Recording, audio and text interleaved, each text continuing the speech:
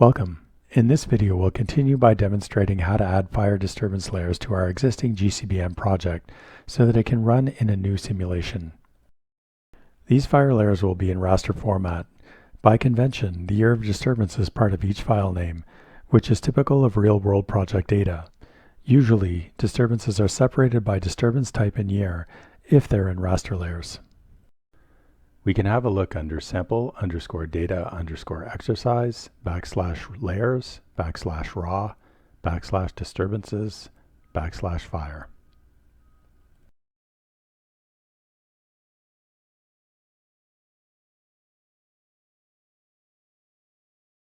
And again, there's a format for dealing with layers like this in Tyler_cheatsheet.txt.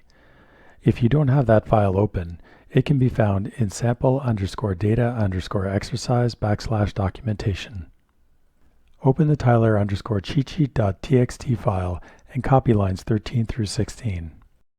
Open tyler.py in sample_data_exercise \tools \Tyler and paste the copied lines underneath the imports, lines 21 to 24, in the tyler.py file. These lines will scan folders for a set of layers for the user. Next, code from the cheat sheet will be required in order to process disturbance layers in raster format. A little description of the comments is displayed here above each section. It's a series of raster disturbance layers where the disturbance type and the year are known, since by convention they are part of the file name. Copy lines 198 through line 212. We'll paste these into our Tyler scripts below all of the other layers, in between the end of the layers and before the Tyler part, around line 79.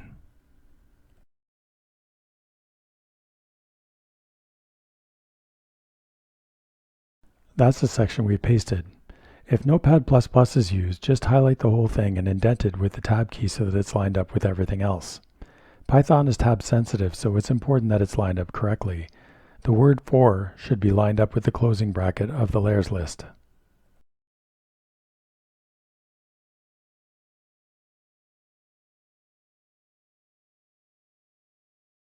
Next, we need to make sure that the file path is correct. We'll need to add our OS path join as we did with all of our other layers. Delete everything in this scan_for_layers.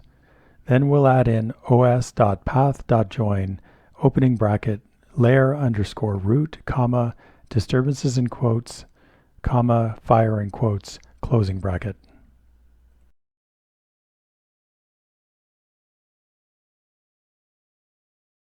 This is our path. Then we'll enter the file format that we're looking for. It is fire_star.tiff, which means any file starting with the word fire. Everything else in there is already correct. The only thing we need to change is the disturbance type at the bottom. This needs to match the disturbance type name in the archive index database or the name in the disturbance type table in the input database. In this case, it's called wildfire, one word.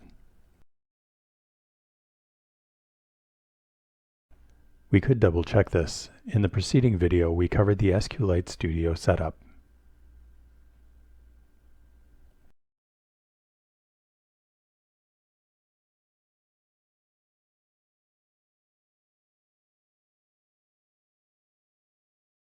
We should be able to open the input database here.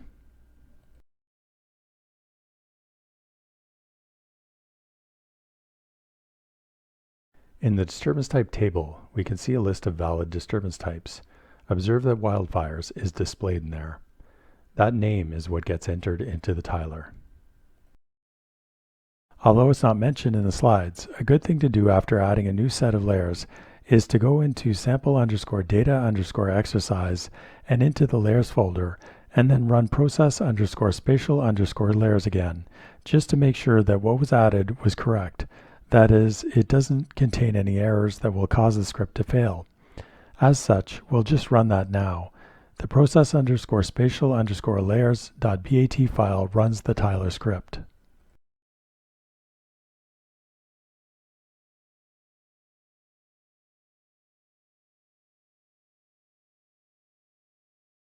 We can see a few of the fire layers made it in.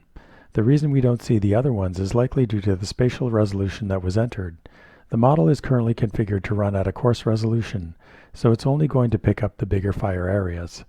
Not all of the fires are going to be within our sample data set here.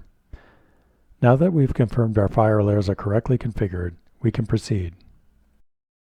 In the next video, we'll demonstrate how to add insect disturbance layers to our GCBM project.